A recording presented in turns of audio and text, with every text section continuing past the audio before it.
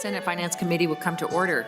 Members, we have the Senate File 9, our Omnibus Jobs Bill, back in front of us. We have Senator Pratt, if you'd like to present the bill or talk about the bill, and then I think we'll have Ms. Fontaine to go through the amendment that's before us. But Senator Pratt. Thank you.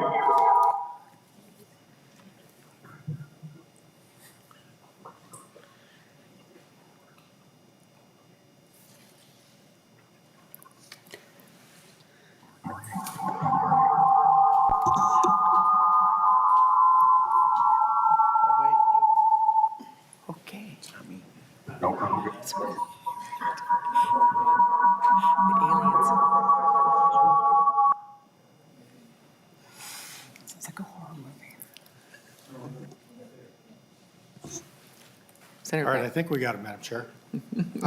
Thank you, Madam Chair. This is, the Omnibus Jobs Bill is back in front of the committee. There's a number of changes that we're going to be making. So, Madam Chair, I'd like to offer the A7 amendment and ask that Ms. Fontaine walk us through it. Thank you, Senator Pratt. Ms. Fontaine, to the A7 amendment. Thank you, Madam Chair. We have the A7 amendment, which is amendment to Senate File Number 9, and it is the second engrossment. It is as it was, that was on the floor after, when it was tabled. That's what's back in front of the committee now. So I will quickly go through the amendment. On line 1.2 of the amendment, where it would remove an appropriation to the Department of Transportation. This was for a project development of a land bridge freeway lid that's being removed. On line 1.4, it adds a new section. This would be for $70 million to broadband development, and it would require the Commissioner of Employment and Economic Development to apply for federal funding for this. Under the American Recovery Plan, there was specific requests have to go in for capital projects. So the commissioner would need to apply for this funding, and the commissioner needs to specify what the money would be for, that it would be for the grants under the broadband grant program. And then if the money is awarded by the U.S. Treasury, $35 million would be appropriated in fiscal year 22 and $35 million in fiscal year 2023 for the purposes of the broadband grant program. On line 1.19, there are two sections that are actually deleted, 1.19 and 1.20. Section on page 32 and 33, sections 1 and 2 are being deleted, and these two sections had to do with the Oriented Strand Board production incentive program that was added in finance. So the OSB production incentive sections would be deleted under this amendment. And finally, on line 1.21, page 77 deletes section 4. This would delete the section that covers the skilled and trained contractor workforces. And that is what the amendment is doing, Madam Chair. Thank you, Ms. Fontaine. And do you have any information on the capital projects of the SFRF? I believe it's $189 million that's in that fund. Do you know anything more about that? Madam Chair, I don't have the exact amount. I believe it is. I'm looking at Mr. Mumm, and if he 179? he can certainly come up if you would like him to answer that question. I would, thank you.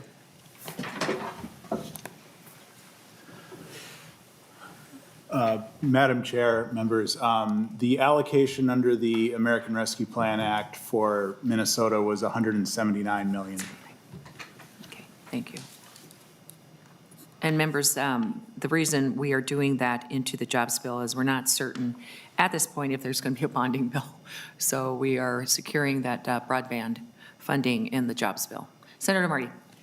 Madam Chair, two things. One, I'd like to divide out line 121 and also lines 1.3 through 1.18. And those are divisible portions. And then I had a question about the broadband funding. If there's $179 million in the fund, and DEED has said that they are going to apply for the money, this is intended to limit it, that we would only be able to spend, they could only spend $70 million on broadband And without this, could they spend the full 179, or assuming they get the 179? Mr. Mum? Madam Chair, Senator Marty, the $179 million is a little bit different than the Coronavirus Relief Fund or the State Fiscal Recovery Fund in that we're not going to be getting a check from the Department of Treasury to spend directly. It will be the funding will be accessible through an application. So the state will have to apply in order to access that funding. And the section that's in the bill instructs the Commissioner of Employment and Economic Development to make an application for $70 million of that $179 million allocation. Senator Marty? And thank you, Mr. Mum. And Madam Chair, if the department is planning to make that application, why apply for 70 million as opposed to 179? Is the 179 coming to us whether we allocate 70 for broadband or whatever? I mean, what happens to it if we don't pass this and D does apply for the 179, what happens? Mr. Mum? Madam Chair and Senator Marty, I'm not sure I'm fully understanding the question, but if this were not enacted, DEED could presumably apply, or the state could apply for any number of purposes to spend that $179 million. I'll point out as well that the U.S. Treasury Department has not released a lot of guidance about the Capital Projects Fund thus far. And other than broadband, there have been no specific examples of eligible uses of this fund. Applications are not currently being accepted. Application forms have not been designed and promulgated. Which is why some of the language in this section is very conditional. So, Senator Marty? Madam Chair, I guess I'm trying to figure out if this 179 million is available for perhaps several purposes, but the only one we know will work is broadband. Why don't we ask them to apply for all 179 for broadband? Or leave it silent and let them apply for it on their own anyway? Senator Marty, I think there will be other applications. I've seen the guidelines, and I wish Mr. Nolan was here at this point, because he could explain that broadband is clearly defined in the guidelines of the capital projects for the SFRF. But there's no other guidelines on what it should be used for. So 70 million is what has been agreed upon by the House and the Governor and the Senate out of this fund to be used for, and the rest of the remaining 109 million will be eligible for other capital projects once we get further application or further guidelines. I hope that helps. Thank you, Madam Chair. So, okay, Mr. Bodnar, to the oral amendment, please. If you could restate that again. Madam Chair, you want clarity on the division that Yes, Senator please. Marty requested? Yep, that'd be great. So I think where the committee is at would, Senator Marty has divided lines 1.3 to 1.18, and it's now Senator Pratt's decision, I believe, as the maker of the having offered the amendment to decide which portion of it to take first, which would be either 1.3 to 1.18 or the remainder of the amendment. I thought there was another one to delete line 1.21. Yeah, Madam Chair, I'd also like to divide out line 121. Right, so there's two oral amendments, right? And we take them separately, correct? Madam Chair, a division usually creates two discrete portions of an amendment. I think what Senator Marty is describing would create three portions of an amendment. Typically, you could further divide an amendment if you wanted to isolate an additional portion of it. In other words, I'm not really sure exactly where Senator Marty wants to go with this, but if Senator Pratt elected to go with the remainder of the amendment, everything except the broadband language, then Senator Marty could further divide that portion of the amendment to isolate, I think it was the instruction to delete section 4 on page 77. Is that, Senator Marty, is that making sense? Yes, Madam Chair, Mr. Bodnar, we've sometimes divided into more than two parts. If that's not clearly eligible, the point is I'd like it divided that way. If we have to do it as two separate divisions, I don't care. And I think usually, Madam Chair, you would group those into kind of a coherent, you know, if you split it into 3 different parts, I'm not really sure how that hangs together. But Okay. And Madam Chair, then Senator maybe, Pratt, or Marty? maybe just to be clear, then why don't we start with just dividing out line 121, leave the rest together. Okay, thank you, Senator Marty. Let's do that.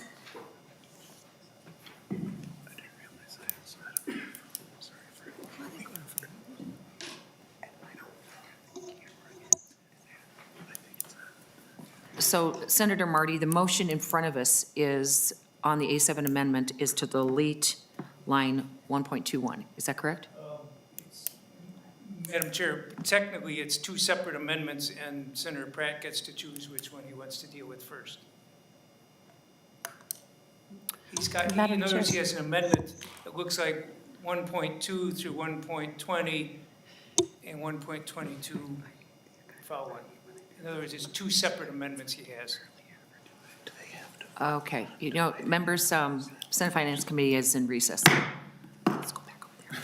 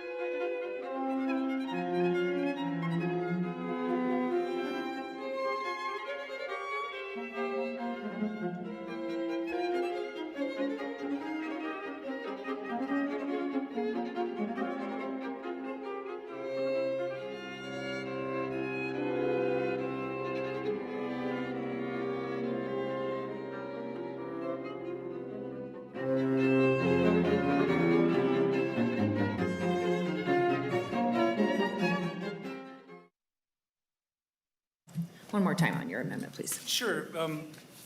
Madam Chair, all I wanted to do was divide outline 121 of the amendment. Okay. We do have a question from Senator Champion. Senator Champion. Thank you, Madam Chair. I don't know if Senator Marty requested this, but I am requesting a roll call. Roll call requested, roll call granted. Mr. Bodnar, is there anything, clarity on this? Okay. Senator Pratt. So, Madam Chair, if I understand the motion to divide the amendment, taking lines 121, 122, and 123, I'd like to take those sections first. Okay. On that motion, on that, and, Madam Chair, I'm sorry, I couldn't really hear what he said as it pertains to My mic. which. oh, you yes, he take forgot his first. microphone. Okay, thank you, Senator And- Champion. Senator Pratt. And also, Madam Chair, and if he could also, when he says which one he wants to divide out, kind of tell us all like what that is and what that represents. Certainly. So- Senator Pratt. Thank you, Madam Chair. So Senator Champion, it's my understanding that Senator Marty has divided the amendment at between line 120 and line 121, and I've decided to take lines 121, 122, and 123 first. Senator And Champion, that you good? represents what? Is taken out, what provisions and. that Senator sort of thing. Champion will go to Ms. Fontaine. Thank you. Madam Chair and Senator Champion, yes, this first amendment, these first three lines would, you'd be voting on the deletion of the skilled and trained contractor workforce, and then it's just two instructions to, that are technical on renumbering the sections. Senator Champion, good? Yes, Madam Chair, thank you. Thank you. Okay, clerk will take the No, roll. Madam Chair. Oh, Senator Marty. I would like to discuss concerns about this, taking this out. We had a good discussion of this. Senator Bigham is here, and my mic is not working. Senator Bigham offered an amendment that I think was a good amendment. I think, I'm not the only one who felt that. I think there were 50 of us on the floor who agreed with that. And I think for the safety of the community, the safety of the workers involved, the idea of having skilled workers do hazardous work at refineries is something that's very important. And again, I think of the people who voted for that amendment, only 4 of the 50 of us are in this room. And I think taking it from the full Senate to a committee and saying we want to undo that work, I have a objection to that. And so I very much oppose doing that. And I think we should have Senator Bigham, who offered the amendment. I think it would be nice if she could speak to it. Thank you, Senator Marty. Senator Bingham. Thank you, Madam Chair. I appreciate your allowing me to say a couple words, and I will not be asking questions or engaging other members because I know that was your request, and I'm going to respect that.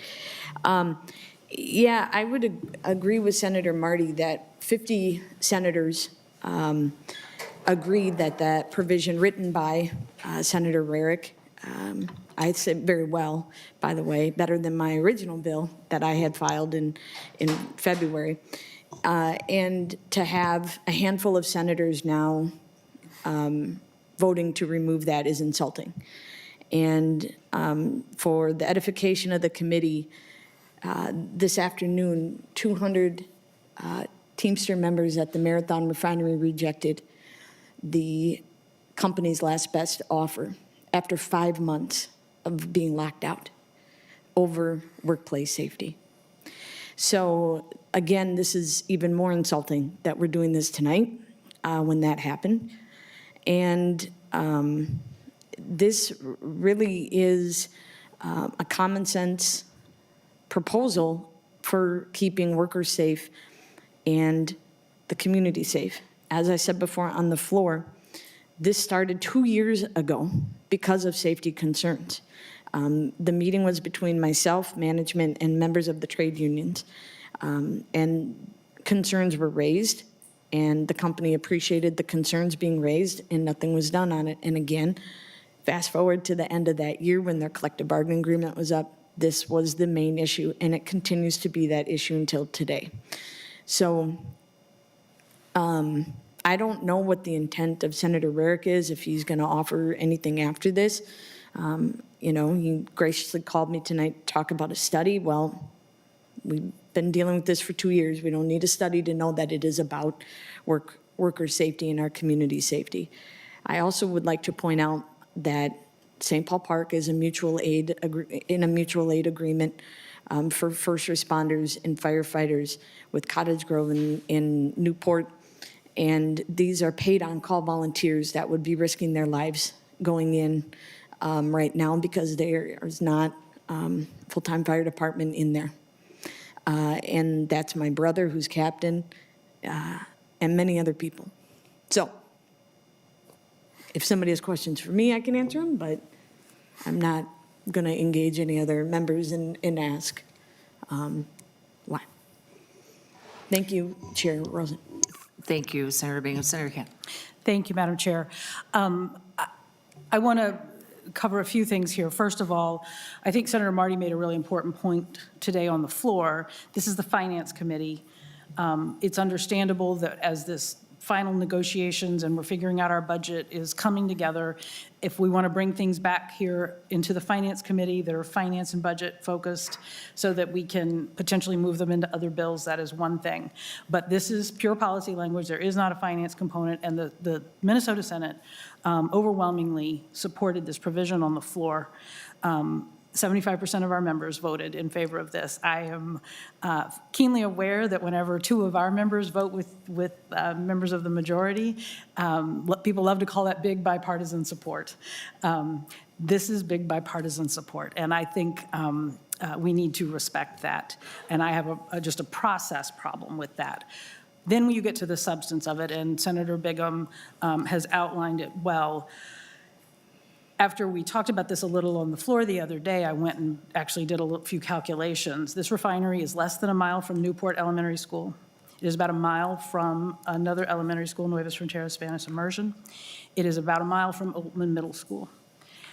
These are very real safety concerns in our communities. And my district is a mile away from this refinery as well.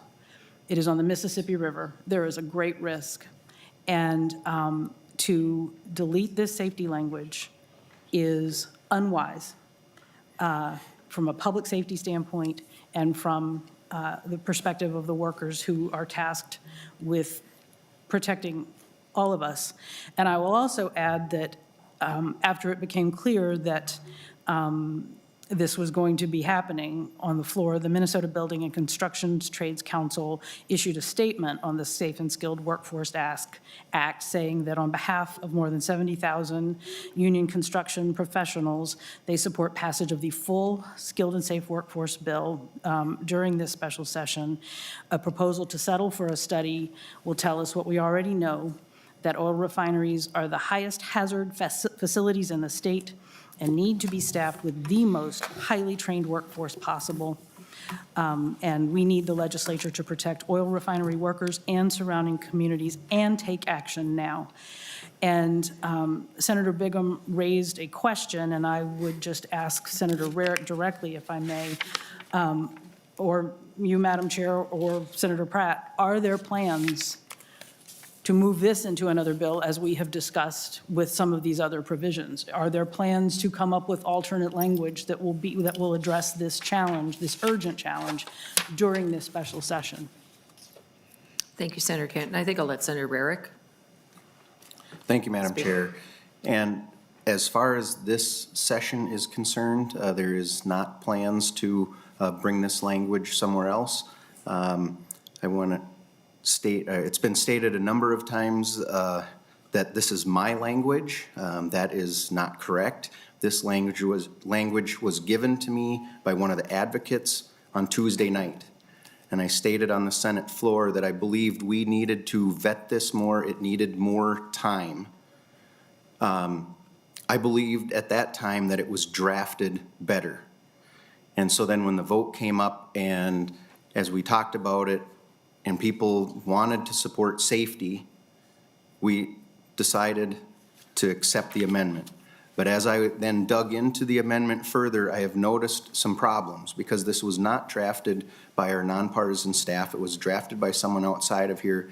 And because of the fact that we're where we are, our staff did not have time to go through and analyze it. They drafted it up as was written.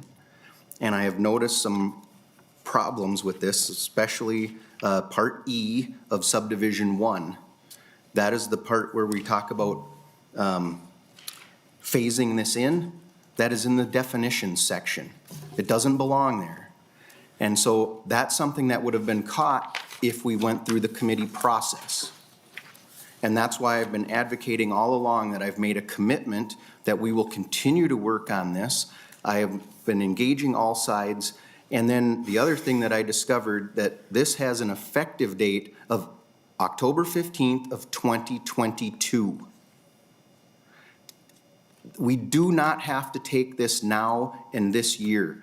We can continue to engage, we can continue to work on this, and we can get it right through next session and still have it take effect on October 15th of 2022. And that is the commitment I have been making to the trades. That's the commitment I've been making to the refineries, that I will engage with this. I will work on it with both sides, and we can see where we can go. And I have taken on a number of difficult issues here at the legislature, and we've gotten there. It takes some time, though. And that's what I'm asking for. And so that's why we're looking at taking it out, because of the problems we found. And it's going to just take some time to go through and make the corrections to get this correct. And so that's why we're here. Senator Franson and then Senator Champion. Thank you, Madam Chair and Senator Rarick. I understand that you might have some issue with some of the language. We've had some time to look at that language since it passed. We're in the Finance Committee, which is where we deal with money, not with the language and policy. So I get the conundrum here, but we do this all the time. And frankly, we have in the Senate heard before from the majority party on other issues of public safety. Wait till next session, wait till next month, wait till the next committee, wait till the next committee process, and nothing's come out of it in a year. So I hesitate taking this approach because I'm tired of waiting, frankly, on issues of public safety, which we haven't even moved forward. And I know that's not your jurisdiction right now, this committee hearing, but your argument of October 20, 2022 could much be October 20, 2023, 24, and we keep waiting. Here's the moment where the majority of the Senate, on the Senate floor, where all of us have a voice and a vote, the majority, 75%, 50 members voted affirmatively to support that language. If we had issues then, we could have brought them up on the floor and fixed them, but none of those were brought up. I understand that you have some training facilities in your own district for trades. Is that correct, Senator Rarick? Senator Rarick. Madam Chair, yes, it is. Madam Chair, and Senator Rarick, are they supportive of the language that passed? Have you had communication? Have there been any concerns of the language that passed that you can share with the committee? Senator Rarick, and Thank you, Madam Chair and Senator Franzen. I have not had the direct communications with that group. We have been speaking with several and some of their representatives. They understand where I'm coming from, that this language isn't correct, and we actually, I had discussed with Senator Bigham that we were looking at replacing this language with a study, and they expressed to us that they would rather do nothing than do a study because they figured that would set things back. And so we have agreed with that, and we are not going to pursue doing a study. But I have made it clear to the groups all along. I have had a meeting with a number of folks just prior to the end of regular session.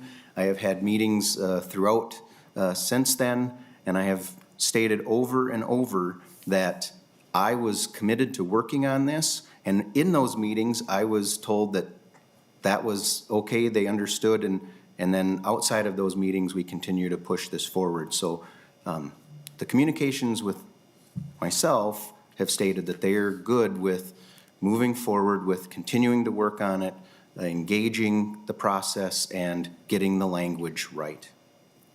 Senator Francis. Madam Chair, and Senator Eric, just earlier this afternoon, I had a conversation with labor union in the trades, and they were very, very concerned that this language was going to be removed. Not just concerned, upset. This is language that impacts people's lives, as you well know, and I would argue it is public safety. Maybe it's not police and fire, but it is police and fire because it's dealing with people being safe at their workplace. I don't think there's time to wait for that. And bringing this language to delete what was passed by the majority of our Senate on a bipartisan level, I don't think there's been any other issue this session that we've actually agreed on with those margins, not one that I can recall. And people keep talking about the legislature and the end of hopefully the last special session in a while to finish our job. And this is a critical component of our job, to protect workers. We did that through COVID. We continue to do so, and we have the opportunity to do so today. And in my mind, I'm not going to impugn motives, but we have a clear choice, whether we stand with workers and worker safety or whether we stand with big oil and big business. And that's the choice I see in this vote today that we are making. Just a few of us, not the entire Senate body. And people keep complaining, the public keeps complaining about our lack of ability to come together to deal with issues and problems of everyday people. You have the opportunity today, Senator Rarick, to change that, to honor what was voted on the floor. And the conversation I had today with the labor leader was very clear that they were adamantly opposed to removing this language. I'm not a member who has a union member like you are, Senator Rarick. I'm not in the trades. I don't have a huge constituency of trades in my district, but I heard from them today. So I'm sure they've been knocking on your door and urging you not to do this. And I urge you today not to do this, and I urge members of this committee to honor the vote of the Minnesota Senate, of the majority of the Senate, to keep this language in place to protect workers in one of the most vulnerable workplaces in our state. And I'm not willing to risk it and wait until October of 2022 and keep pushing this line and this goalpost like we've been seeing from the majority in at least this session when it comes to public safety. This is public safety, this is worker safety, and we have a choice between protecting our communities or siding with big business. And I have no problem supporting our business community. I have plenty of them in my district. I have a problem when we choose to do that over the safety of our workers and our Minnesotans. So members, I encourage you to support the amendment for Senator Marty, and I hope that we can really come together. I thought that was one of the moments that I was actually pretty proud in the Minnesota Senate. And now I'm taking that back. Thank you. Senator Pratt. Well, thank you, Madam Chair, and you know, I got to take a little offense to the comparison that you're either standing with big oil and big business or you're standing with workers. Mm-hmm. That's not what this is about. We're all sitting here, and I can tell you, having sat through this process with Senator Rarick, I don't think there's anyone more interested in worker safety than he is. We split the Jobs and Labor Committee specifically to put an emphasis on labor policy because it is that important, and we couldn't think of a better leader to run this than Senator Rarick. And so I guess I'm offended by that dichotomy that's been presented, because you can be, one of the things we've talked about in the Jobs Committee is not to favor one side or the other. It's to create a level playing field between the employers and the employees. Now, Senator Rarick is committed to work on this issue through the interim. And I believe him. I take him at his word. We've had conversations with both sides. I've been on the phone with some of the same labor leaders you have. And yeah, they're disappointed. But I've also explained to them the various reasons why I don't think this legislation is ready to be adopted today. We had robust discussion on this provision, both in the conference committee before the end of session and then in the working group after session. And it came out of that working group with a stand that it wasn't going to be in the bill. I appreciate and I respect Senator Bigham's commitment to, and her efforts to advocate for her community, and I know she's worked on this very, very hard. And I think it's just too important to put it in when it's not quite ready. And Senator Rarick's raised a few concerns, and we've talked about a few other concerns. I think we can have this bill ready to go early next session. We can meet your timeline. Or we'll see, I guess we'll see, right? I mean, that's the part of the discussion, but I believe Senator Rarick when he says that he's concerned about workplace safety. I believe Senator Rarick when he says he's willing to work on this through the interim. And I don't believe this is standing with big oil or standing with workers, because we really care about the interests of both. Thank you, Madam Chair. Thank you, Senator Brown. Senator Champion. Madam Chair, thank you so much for the opportunity to ask a couple questions. So my first question is, and maybe this is to Mr. Mumm or Senator Rarick. I heard our Senate Minority Leader, Susan Kent, say that there's no fiscal impact as pertains to this provision. And so I just want to make sure that we get that clear on the record. So Mr. Mumm, is that true that this is all policy, that there's no fiscal impact? Is that right? Mr. Mumm, and that is correct, but Mr. Mumm. Madam Chair and Senator Champion, I don't believe there is. I have not seen a fiscal note for this provision, but I don't see how it would present a cost to the state. Senator Champion. Yeah, okay, thank you. And here's the second thing, Madam Chair, and I hope that the members will take this to heart, because I'm coming forward with some experience around this issue. As you know, I was the chief author of the expungement law, 609A. And there was robust discussion with me and others around how to handle domestic abuse issues and whether those things should be expunged or not.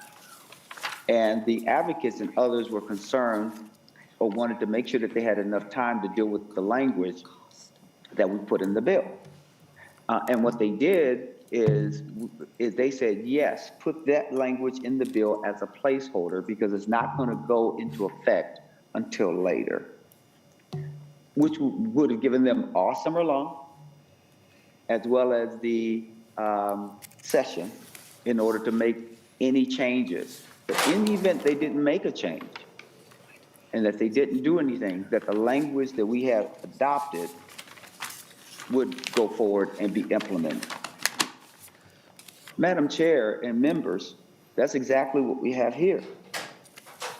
There is some language that has been put forward. Labor seems to believe that it's fine and okay.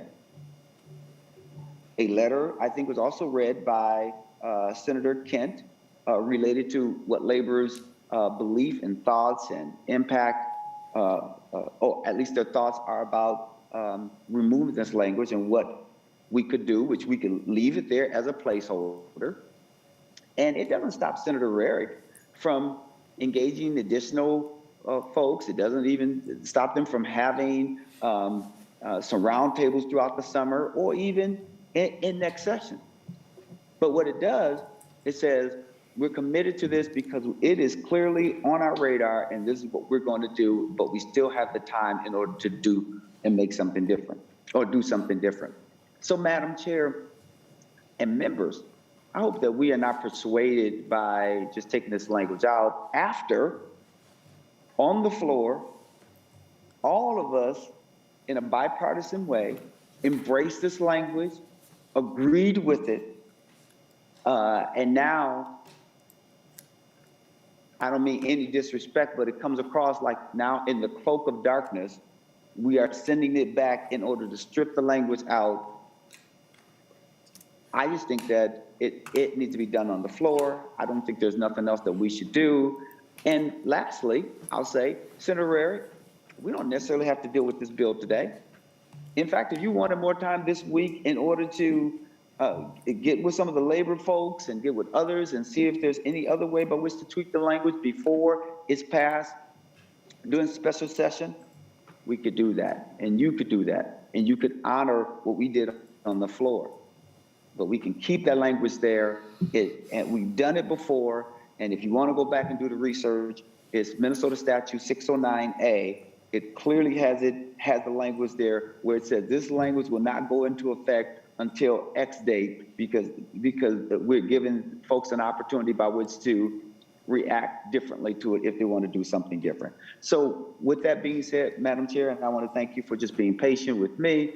I think that if Senator Rarick is serious about it, and I believe he is, I believe he has an opportunity, and I don't think that we want to undermine the work of Republicans and Democrats and independents who all voted for this language.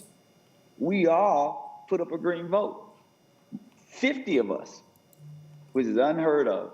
And so I just hope that we don't make the cardinal mistake of now trying to undo something that was collectively agreed upon by a number of folks. So thank you, Madam Chair.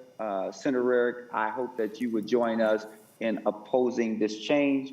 And I just hope that we will go forward together because we have come to this point together and we should not do anything to undermine our members and this bipartisan work that has already been done. Thank you so very much. Thank you, Senator Champion. Senator Marty. Thank you, Madam Chair. Senator Rarick, in response to the question from Minority Leader Kent, you mentioned, I only heard one objection. You said you had a number of concerns, but the only one I heard was that you thought, in effect, the effective date was in the definition section, and I see how it's in there, and we're defining what a skilled and trained workforce is for people who are working in petroleum refineries because we recognize the importance of well-trained workers there. And the first section says what is skilled and trained employee, and the second one says what percentage of them have to be in place by what date.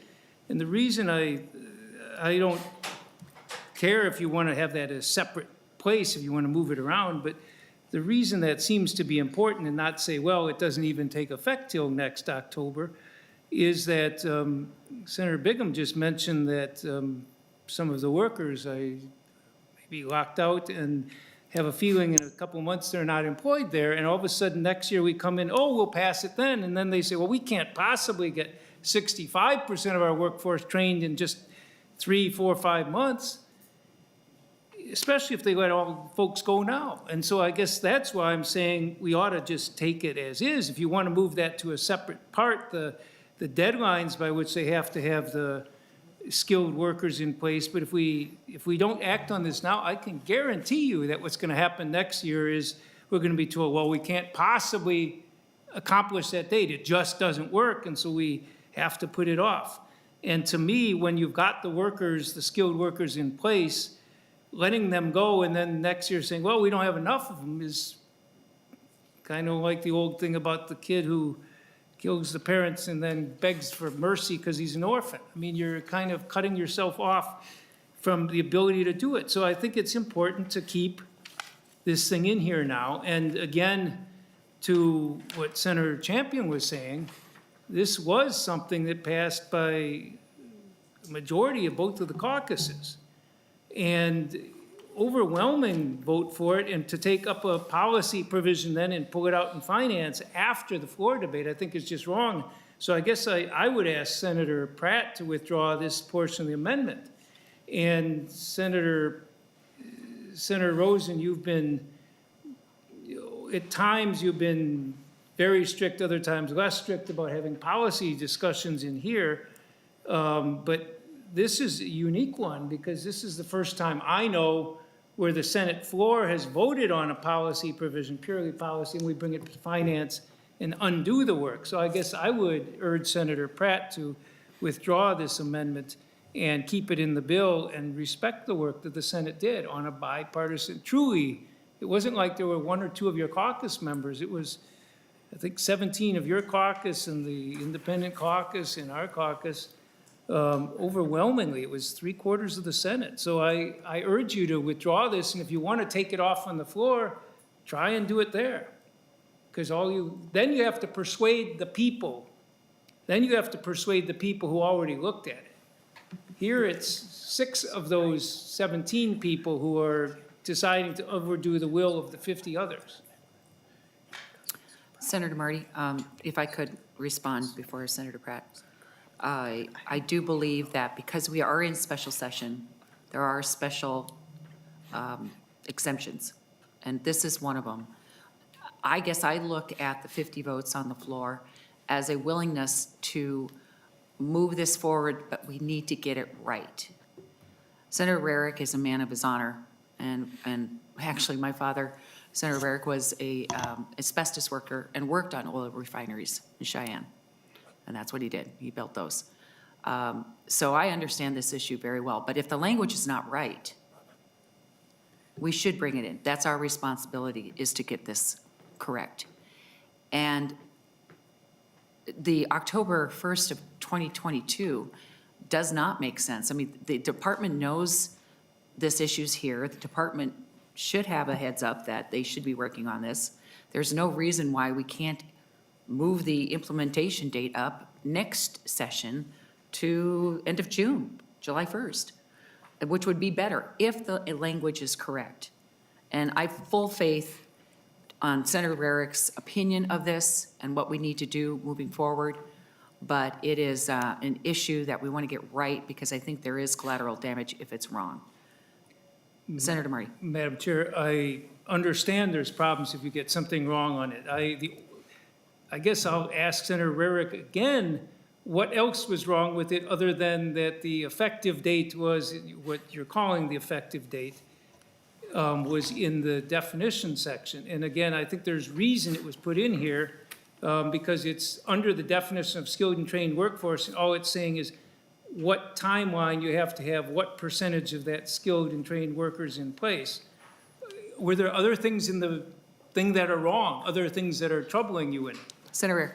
Thank you, Madam Chair, and Senator Marty.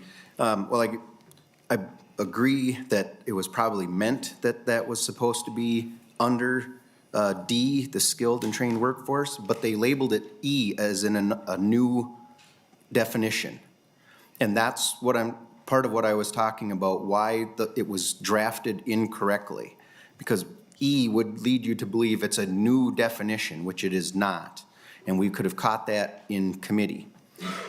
The other side of that part that I believe is wrong, and what you brought up, as you brought up the local 120 workers that may no longer be there, this does not apply to those workers. It does not apply to any workers that are directly hired by the refineries.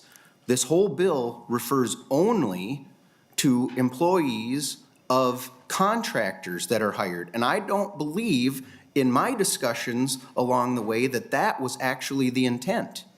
That it was supposed to be accumulation of all of the workers at the refinery, outside contractors as well as inside workers. And this bill doesn't address the inside workers. And then the other part that is brand new to this that I believe needs further discussion are the penalties. And I believe there should be penalties there, but we've had zero discussion on that. And to just throw those out there without the legislature having any discussions. And I understand, yes, we voted 50 of us voted for it. I had believed that the person who drafted this had done a good job, and now that I've looked into it more, they did not do a good job. And I would ask for this to be reconsidered on the floor. The problem is it was on Friday, and it is my understanding you have 2 calendar days to reconsider. That was Sunday.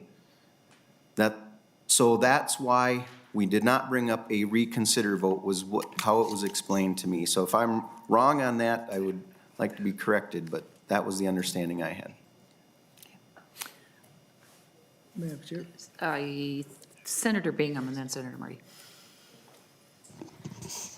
Madam Chair, I just wanted to say a couple things. I'm fully aware that this does not impact full-time employees of a refinery. When employees are being locked out and replaced, there's a period of transition, and that refinery pumps out about 105,000 barrels of petroleum every day. So in order to keep that going, they're going to hire some contractors to help things along. So it actually does impact right now at the refinery. Also, they're scheduled next year for a full turnaround shutdown. So what that means is they shut the whole plant down. They don't pump anything. And they do improvements, replace equipment, and do environmental things, and then they restart it all up. And that is also subcontractors and contractors. They start that planning already. They're doing that, and they're looking at hiring folks. So it is relevant right now. And I have no problem. Starbucks is open until 10, 11 o'clock at night. If Senator Rarick and I want to sit here and go over some language and clean this up for when it comes up tomorrow, I'm fine doing that. I can tell you unequivocally that workers and the organizations that represent workers are 100% behind this language and are extremely disappointed by what is going on in this committee right now in the attempt to remove it.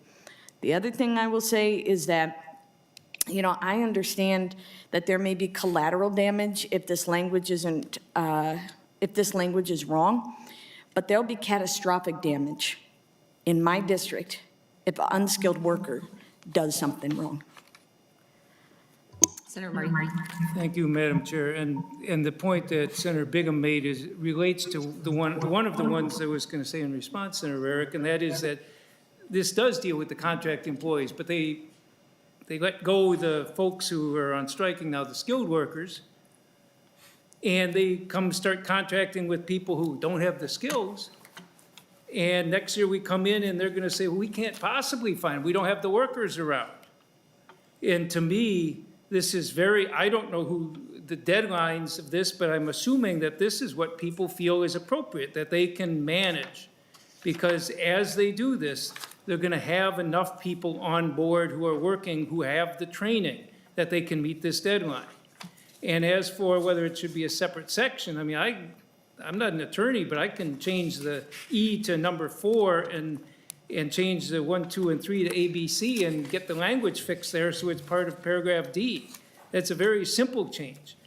So I have yet to see any argument in here that this doesn't work. And we don't have to fix this tomorrow. You can offer amendments to the bill on Wednesday or Thursday, whatever day you want to fix it, and get it right. But I don't think this is faulty language. I think this language works. And I think that's why the workers are so concerned about it, and the community around the refinery are so concerned about it. Senator Kent. Thank you, Madam Chair. You know, to Senator Bingham's point about because we're talking about worker safety, we are talking about community safety. And that really matters a lot. And this is a case where I understand Senator Rarick's points that there are issues that he sees about this language. We cannot let the perfect be the enemy of the good when we're trying to keep people safe, and which is what I'm hearing in this conversation. I'll go get the Starbucks for you guys to work on this and get it to where we resolve the issues that have already been identified. And if there are others and council wants to help us do that, great. the other thing, and I think Senator Marty was making a really good point, if we go ahead and put this language in, even if it's not perfect, to Senator Pratt's point, we can keep working on it. Once it's in there, it's there and needs to be addressed and fixed. You said we could do it early next session. Well, we can make some fixes early next session. We didn't get to this session. So if we get something in there, that's going to actually motivate us all to get it where it needs to be. It is also going to send a very important signal to employers that they need to be hiring the skilled people because this is already on the books. This isn't just some theoretical thing that may or may not happen according to the whatever whims of the legislature next particular session. It really matters. And so I think it is hugely important that this language or an improved version of this language stay in the jobs bill. And we really should all support that because that is what the Senate said we should do. And it is the right thing to do for our communities and for workers. Senator Champion. Thank you again, Madam Chair, and I will be brief. You know, everything that has been said is true. In fact, I think, Madam Chair, in your brilliance, you actually have articulated a position that I think you align with me, and that I think you align with us. And I think Senator Pratt has done the same thing.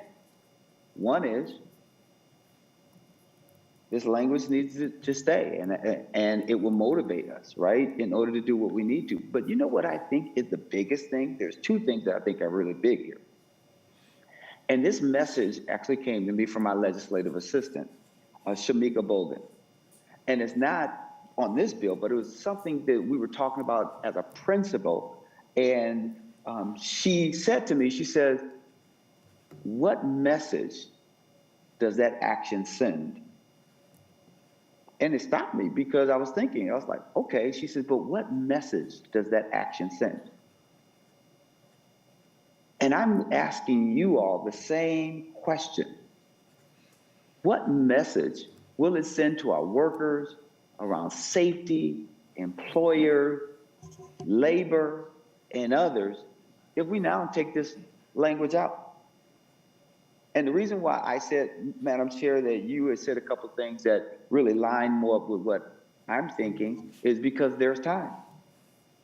Some people are looking at the October date as being so far out there, but isn't that the point? It's out there so it gives us an opportunity to work on it. And in the event that we come in early during the session with agreed upon proposed language that improves the language that is articulated in the bill, that we can pass that. And that date will be moved up because then everyone feels like that is what's best. And here's the second issue. When I said, what message is this going to send? It is also a message around us working together.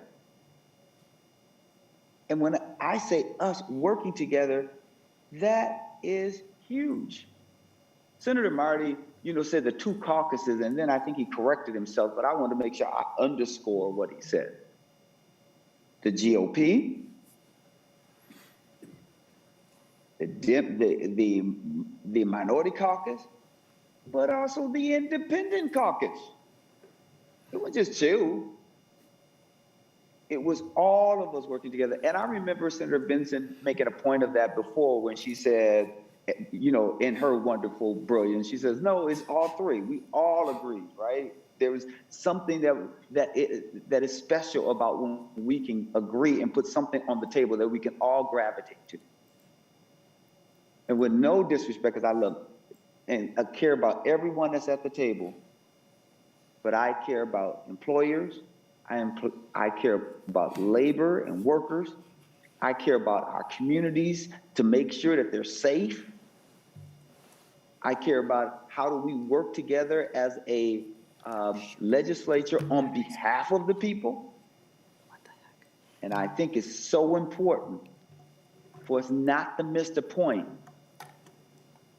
of what Senator Ken said, don't let the perfect get in the way of the good. Because the message that I think we should send is, we are in this together. There's time for us to tweak any language. There's time for us to work collectively and collaboratively, and we do not have to take this language out, and we can be motivated by the fact that there's language as a placeholder in the bill, because it sends the message that we must work together to improve the language, not start all over with nothing in the bill. So thank you, Madam Chair, and I hope that's my last comment. So thank you so much. Thank you, Senator Champion. Okay, with that, Mr. Bodnar, could you explain the motion and the vote, what it means, please? Madam Chair and members, on the A7 amendment, Senator Marty demanded a division of the amendment into two parts. Senator Pratt elected to deal with lines 1.21 to 1.23 first. If the committee votes to adopt this portion of the amendment, that will have the effect of deleting the language, section 4 on page 77, which is termed, I think, the refinery safety provisions. Senator Pratt. Clerk will take the roll. Madam Chair, Yes, Senator Kent. thank you.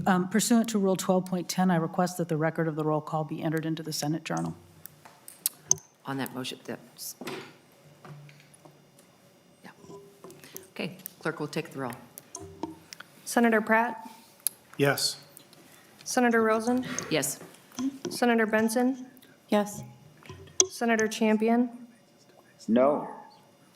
Senator Franzen, No. Senator Ingebrigtsen, Yes. Senator Johnson. Senator Yes. Johnson, yes. Senator Kent, No. Senator Kiffmeyer, Yes. Senator Marty. No.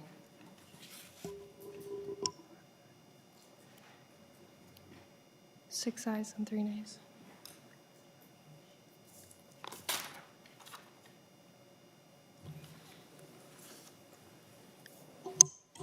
There being 6 ayes and 3 noes, the motion of the amendment is adopted. Madam Chair, I think Senator that was Kent. incorrect. I'm not sure what the procedure with this would be, but I believe there were 4 noes.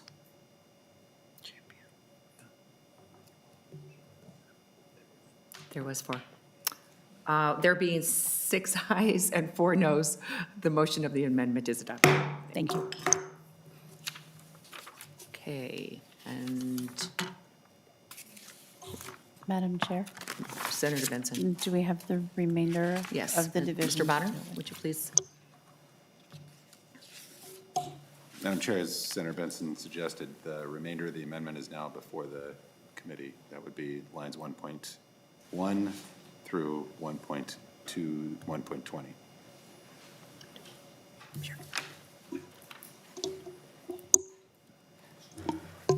Senator Pratt,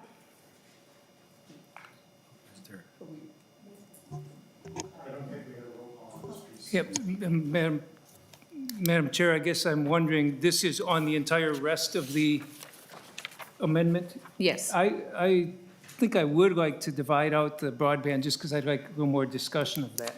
Okay. And I don't care which part he takes first, but I would like to ask a question about either part of it, I guess. Okay, Senator Marty? Senator Pratt? Procedural question, just, we've already divided the amendment. The amendment was line, as Senator Marty said, line 121 down, and then. Madam Chair, we can't hear Senator Pratt. Sorry, I forgot to turn on my microphone, Senator Champion. We already decided to divide the amendment. Is it proper to divide the amendment yet again once it's been divided? I have not, as the author, agreed to divide the amendment any additional ways, and I'd like to take the rest of the amendment as one motion. Okay. Madam Chair, Senator Marty? I believe I have a right to divide it, and I would like to make sure it's clear, but I mainly want to have the discussion, so if Mr. Bodnar could clarify, it would be Yes, helpful. please. Mr. Bodnar? Madam Chair and Senator Marty, I would agree with Senator Marty. an amendment, once divided, can be further divided if the pieces that are being divided can stand on their own as separate subjects. So Senator Marty's correct. Senator Marty. So, Madam Chair, I would like to divide after 1.2 and before 1.19 out from the rest of it. Okay. What? 1.3, did I say? 1.8. 1.3, I'm sorry.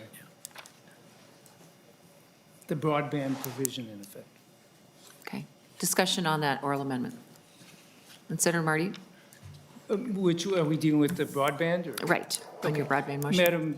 Madam Chair, this may be for Mr. Mumm or Mr. Nauman or perhaps Senator Pratt.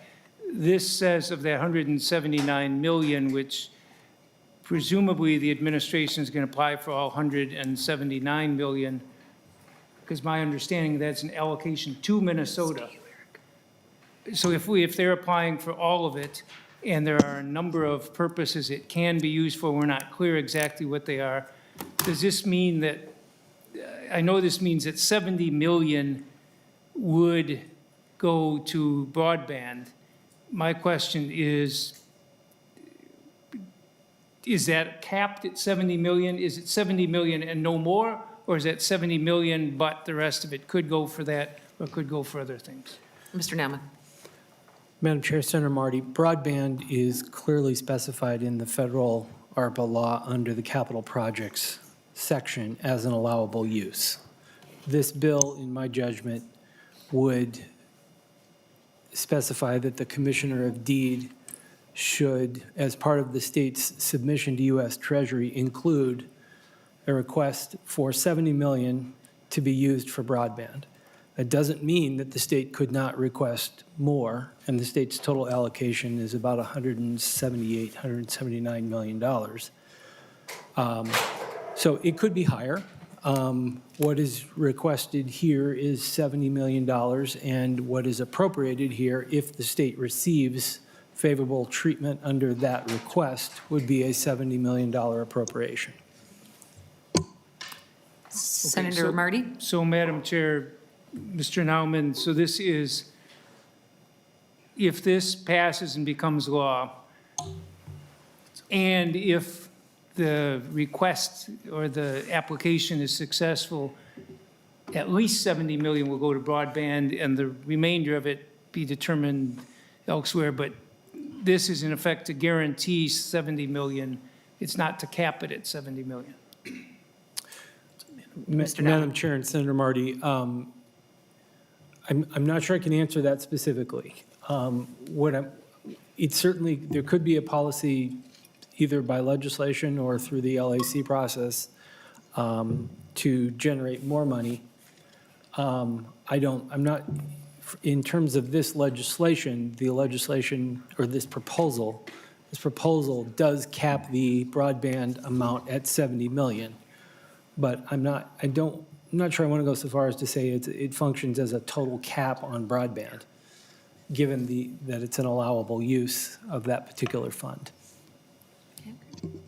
Does that help, Senator? Senator Marty? Madam Chair, it's as clear as mud. Senator Marty, this was the agreed amount. I understand. Okay. I'm not arguing against it or in favor. I'm just trying to understand it, and it sounds to me like, well, I can read this, that 70 million will be going to broadband. I was just curious if that is a de facto cap or not, and I get the answer. I'm hearing the answer is maybe. It's not clear. Madam Chair. Mr. Nauman. Madam Chair, Senator Marty, let me offer one more thing. What's a little bit confusing about this particular appropriation, unlike, say, the state fiscal recovery money, where the state receives the money and we can, as a legislature, appropriate that money as if it were money in the general fund. That's fairly standard, and you've seen legislation to do that. It's just a straight appropriation. In this particular case, understanding that the guidance for the capital projects from U.S. Treasury is not yet out, and understanding that we're looking through a couple of pieces of tea leaves on this, it's fairly clear that there is an application process. So you see this cumbersome language that is drafted in this particular way. it might help to think about it in that way, that the language authorizes the commissioner to include as part of the state's plan 70 million for broadband. I don't see that there's anything in law anywhere that would preclude the commissioner at the governor's direction, for example, of going to 80 or going to 90, because it is an eligible use. Okay, Thank you, Benson? Madam Chair. Madam Chair, if I could, what this does is actually direct legislatively that this money will be applied for in this way, given the flexibility to follow guidance that will come at some future point. It also exempts it from the LAC process because the legislature will have already acted. So once it gets here, it moves faster. There are fewer hurdles. So thank you. I think those are the two pieces. The administration still has full authority to apply for the rest, but that will come back through the LAC process. And Madam Chair, if I Yes, could Senator Benson. request, which section did Senator Pratt designate? Well, I was just going as to a get to vote? that, so. Thank you. Mr. Bonner, on that point, please. Madam Chair, just clarifying, so Senator Marty divided the broadband portion of the amendment, lines 1.3 to 1.18, but now Senator Pratt, as the author of the amendment, having offered the amendment, can elect whether to proceed with that portion or the remainder of the amendment. Okay, Senator Pratt. Madam Chair, we're already down this road. Let's finish it. Okay. Broadband? Okay, super. Okay, on Senator Marty's motion. Senator Pratt's motion, I think technically, Madam Chair. Okay, I am so confused. Madam Chair. Senator Kent. Can Mr. Bodden please do us the favor of reminding us what we're voting for? Okay, that would be great. Thank you. Madam Chair and members, so the portion of the amendment that deals with broadband is lines 1.3 to 1.18, and a yes vote on this will include that language in the bill. Okay, okay. Whose motion is this? It's my motion. Senator Pratt, would you like to make the motion to include, oh, you already made that motion? Okay, we are off and running. Members, please, audio on, video on. All those in favor of Senator Pratt's motion, please say aye. Aye. All those opposed, nay. Motion prevails, amendment, oral amendment is adopted. Okay. Senator Marty. Madam Chair, on the remaining part of the amendment, this is the Rondo and the Oriented Strand Board provisions. This is, I believe, I've heard from you and others, part of the agreement, the global agreement, and it's going to appear somewhere else. We have a commitment that it's going to appear somewhere else. We don't know where it's going to appear. Is that accurate? That's absolutely correct, Senator Marty. Right. Thank you. Okay. And Senator Kent, would you like Mr. Bonner to explain? Not yet. If I could just one more comment to Sure. follow up on what Senator Marty was saying. I want to make sure, I appreciate that there is a commitment. I just want to clarify that for those of us who support these projects, it looks like we're getting rid of them by this action. We understand that this is just in the scope of the bill that's before us right now. That's why it's important that we clarified on the record that there are agreements that we will include both of these as we move forward. So I just wanted to clarify that. And I just want to remind this committee that these provisions passed on Thursday night in this committee. So, we've been down this road, and so this is just, we've been here, so thank you. Thank you, Senator Kent. And yes, you do have my personal commitment that these projects will appear in another bill down the road. And that's why this is a very important committee, because we are getting this straightened out during special session. Senator Champion.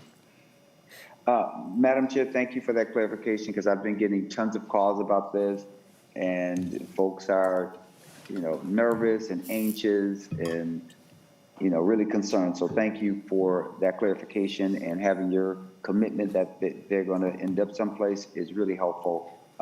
And so thank you for that clarification on the record. Okay, thank you, Senator Champion. So we have the A7 amendment before us as amended, is that correct? Mr. Bodden, what's the motion then? Madam Chair, members, what you have before you is the last portion of the A7 amendment that remains. That's lines 1.2 and 1.19 to 1.20. that includes the land bridge provision, deleting the land bridge provision and the oriented strand board production facility provisions. So a yes vote will delete those provisions from this bill. Do we have to have another motion? No. No, okay. Members, audio on, video on, please. All those in favor of the oral amendment, please say aye. Aye. All those opposed, nay. Motion prevails, and the oral amendment is adopted. Okay. We done? Anything else? That's it? Okay. Okay. Senator Pratt, any other further comments? Senator Pratt? Madam Chair, we've adopted the A7 amendment, and, this is a jobs bill that we worked very hard on. I thought we had a really good bill coming out of the working group, and I still think we have a very solid bill that's good for both helping our small businesses recover from the current recession, but also to really help get Minnesotans back to work. Many Minnesotans that are still unemployed, still looking for new skills to take on not just the jobs of today, but be ready for the jobs and career tomorrow. And so, members, I encourage a yes vote. Would you like to make the motion? Madam Chair, I move Senate File 9 as amended pass and be referred to general orders. Senator Pratt's motion to move the Senate File 9 as amended, be recommended passed. And general orders, and placed on general orders. Members, audio on, video on, please. All those in favor, please say aye. Aye. All those opposed, say nay. The motion prevails. And members, that is it for the evening. And I believe Senator Marty. Madam Chair, just inquiring about schedule, what you know. We have, I believe we have perhaps environment tomorrow in finance. So with that, just stay close, and I believe we're in session after this. Is that correct, Senator? Okay. With that, members, Senate Finance Committee is adjourned. Thank you.